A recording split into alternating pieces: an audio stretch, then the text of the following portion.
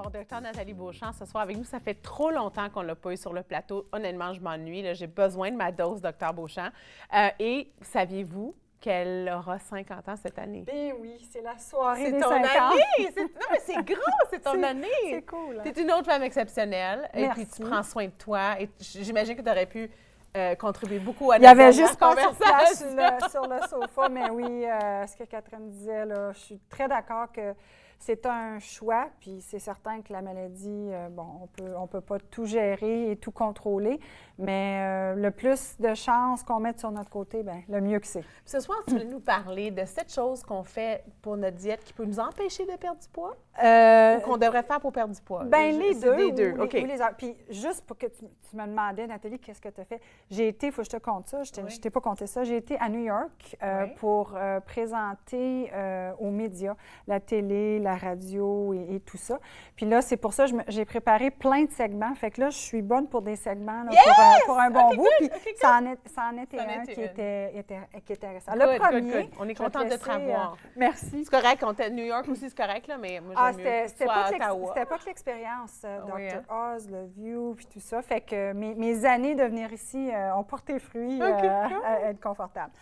Une des erreurs que les gens font, c'est qu'ils ne consomment pas assez de gras. Puis quand on parle de gras, on parle des bons gras.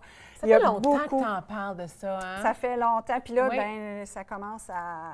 Ça commence à pogner, là. À pogner, comme on dit en bon français. Puis pourquoi? Parce que, bon, on a 3 macronutriments. On a, nutriments, excuse-moi. On a les protéines, les hydrates de carbone et les gras.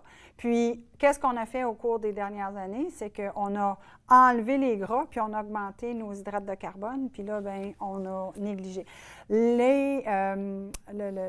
Nos hormones sexuelles, comme la progestérone, l'estrogène, le cortisone, sont basées.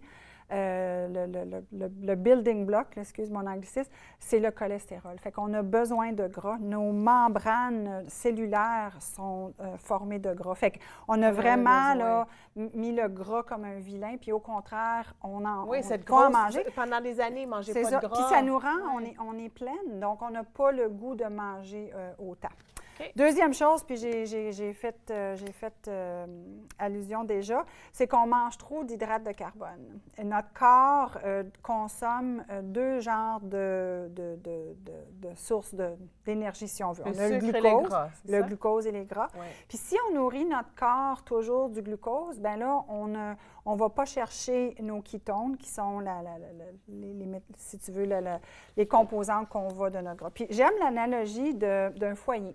Si on a un foyer avec des pièces de bois puis ça brûle, c'est comme le glucose, c'est salaud un peu, ça fait beaucoup de la suie.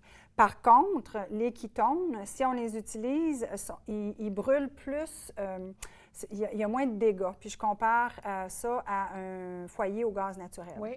Donc, il faut vraiment traîner notre corps à utiliser plus nos ketones parce que ça crée moins d'inflammation. Puis on sait que l'inflammation, que ce soit au niveau du corps, la douleur, le diabète, le cancer, même la démence, c'est de l'inflammation. Fait que de se nourrir toujours d'hydrates de carbone, on augmente nos risques. Est-ce que c'est nouveau de se nourrir beaucoup d'hydrates de carbone? Bien, je pense que c'est quand on a eu un peu la phase là, des basses diètes, des diètes basses en gras, low fat, les yogourts, les ci, les ça. Alors, combien de grammes qu'on devrait avoir par jour à peu près? Ça, c'est dur à dire parce que tout le monde est un peu différent. Puis, on peut avoir des diètes modifiées. Par contre, on parlait de la keto.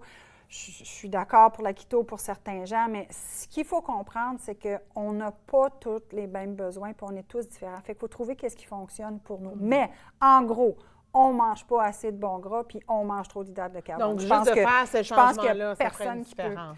L'autre erreur que bien des gens ont faite, as-tu vu la chose, c'est que les gens font trop de cardio.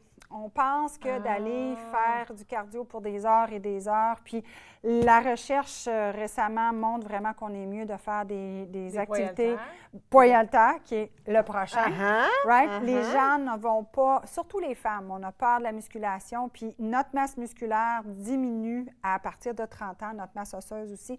Donc, de faire des poids pour renforcer les choses est très important. Puis le cardio, oui, il faut en faire. Il faut en faire pour notre cœur, mais pas autant qu'on pensait. Puis même si on en fait trop, on crée du stress oxidatif, fait qu'on n'est pas plus... Quand tu parles de poids, est-ce que ça doit être des poids ou ça peut être notre corps aussi? Ça peut être notre corps aussi, mais les poids, là, il faut vraiment faire. Okay. L'autre chose, une erreur que les gens font, c'est qu'ils ignorent, ça c'est un rein, puis au-dessus de nos reins, on a nos glandes surrénales, puis nos glandes surrénales sont nos glandes qui vont sécréter le cortisol puis l'adrénaline. Puis souvent, il y a des gens qui vont se pousser trop, et puis là, ça devient, tu sais, on se pousse trop, puis on n'est pas capable de perdre du poids parce que notre corps, le cortisol, va jouer avec notre glucose, puis notre corps va vouloir garder le gras, garder, si tu veux, l'énergie pour utiliser à la place d'utiliser les gras. Puis aussi de se pousser physiquement. J'ai des patientes, des fois, qu'ils courent des marathons, mais ils ont les surrénales à terre. Puis là, il y a plein d'autres choses qui vont arriver, puis là, ils sont juste pas capables de perdre de poids. Fait qu'il faut vraiment faire attention à nos glandes surrénales. Puis surtout quand on approche, on parlait d'âge, mais quand on approche la ménopause, la préménopause, il faut vraiment faire attention. Ça, c'est beaucoup la fatigue, hein, les glandes surrénales. C'est ça. Okay. C'est ça. Okay. L'autre chose aussi qu'il faut porter attention, c'est la fameuse glande thyroïde. La fameuse glande thyroïde qui orchestre, si tu veux, notre métabolisme. Puis souvent, il y a les hommes aussi, mais c'est plutôt les femmes qui vont avoir des problèmes. Puis, ils vont aller se faire mesurer le niveau sanguin. Puis, ça va être normal, mais ils ne sont probablement pas dans un bon range. Puis, les tests de sang, parfois, ne testent pas toutes les composantes de la thyroïde. Fait que pour les gens qui se trouvent, coudonc, je mange bien, je fais de l'exercice, j'ai de la misère, il faut s'assurer que notre glande thyroïde fonctionne bien. Est-ce que la glande thyroïde est beaucoup associée à l'inflammation?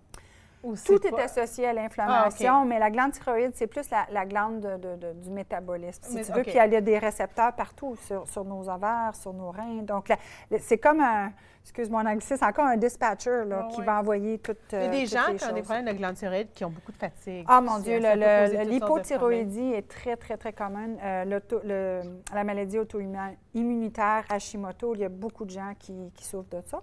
Puis le dernier, bien, c'est une erreur qu'on fait, puis moi, je l'ai faite quand j'ai compétitionné en bodybuilding, c'est qu'on mange 6 fois par jour, des petits repas, puis on se faisait dire que c'était bon pour nous autres. Puis là, on se rend compte que c'est peut-être pas la meilleure chose parce que on donne jamais la chance à notre corps d'aller dans ces réserves de gras-là. On a toujours du glucose qui est à notre portée, puis le glucose va créer cette inflammation-là dont je parlais. Donc, maintenant, on parle beaucoup de fasting, oui. d'augmenter notre fenêtre, si on veut, de temps qu'on ne consomme pas, pour laisser à notre corps une pause pour utiliser le bon carburant, puis aussi que notre corps se recharge et se ressource. T'sais, on peut faire 8 heures par jour, on dort, fait qu'on ne mange pas, mais on peut augmenter cette période-là pour adapter. Il y en a qui vont le faire de 11 heures, ils vont manger de 11 heures le matin jusqu'à, mettons, 5 heures le soir, puis après ça, ils vont arrêter. Fait que toutes ces choses-là peuvent vraiment aider à contrôler notre poids. Puis avoir un poids 5, puis qu'on est bien. Merci. Bien, c'est noté, hein? C'est noté, gang. Il faut faire ces choses-là. 1, 2, 3, 4, 5, 6.